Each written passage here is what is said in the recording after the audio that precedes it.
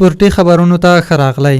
د ززي برحمت توپوهنې کابل دوهم مقام ته ورساوه. د APL سیالیو په دوام شپږمه لوبه د ننګرهار او کابل لوبډلو ترمنځ ترسره شوه. کابل د پچې پر ګټلو سره توپچونه وکړه. ننګرهار لوبډلې په شلورونو کې د 5 لوبغاړو په سوځېدو سره د انټون ډیویچ د 4 نوي نسوځېدلو منډو او د نجیب ترکي د 42 منډو پر مټ 188 منډې وکړې او کابل لوبډلې ته 109 منډې هدف ورکړ. کابل لوبډلې هدف په 13 اوور کې د 3 لوبغاړو په سوځېدو سره د حضرت الله زازي د 140 منډو په وسیله پوره کړ او ننګرهار ته په 2 وکټو ماته ورکړه. د لوبې غوره لوبغاړی هم حضرت الله زازي اعلان شو. نن شپه ماسخوتن 8:30 بجې ومه لوبه د پکتیا او بلخ لوبډلو ترمنځ ترسره کیږي.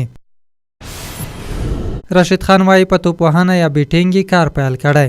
راشد خان چې د توپ اچونې په برخه کې بې جوړې دی او د نړۍ په کچه مشهور دی، اوس یې توپوهنې ته ملا تړلی او خطرناکه توپوهنه هم کوي.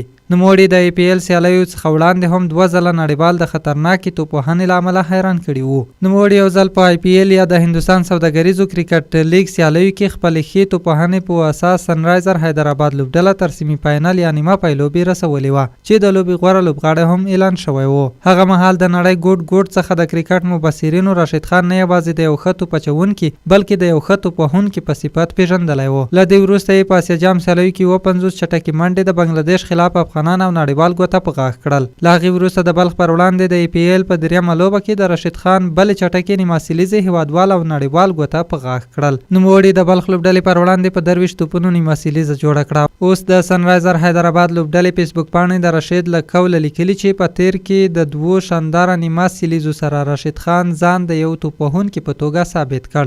راشد خان تصویر سره په سنرایزر حیدرآباد فیسبوک پاڼه کې لیکل شوي چې ما د توپوهونکي په توګه خپله دنده پیل کړه. راشد خان ویلي چې زه د بیټینګ په برخه باندې پوره له 1 کال څخه راهیسې کار کوم. راشد خان د خپلې توپوهنې له وړتیا سره د انځور په پای کې دا کلمه هم زیاته شوي چې نظر جذبوي.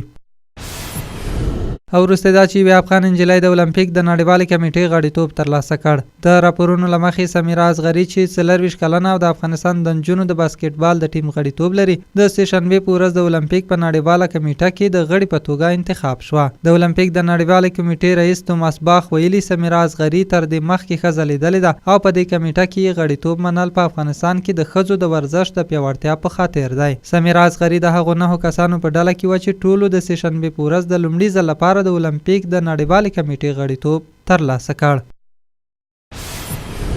له ایوب یاد او ټول همکارانو په مننې په همدې سره خبري ټولګه پای ته رسیږي. له ملتیا مننه، خوشحاله او بریمن اوسئ. د خدای په امان.